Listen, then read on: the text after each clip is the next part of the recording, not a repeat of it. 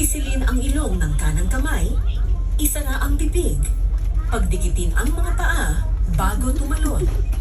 Once you have put on your life jacket, please wait for further instructions from the captain or the crew in charge.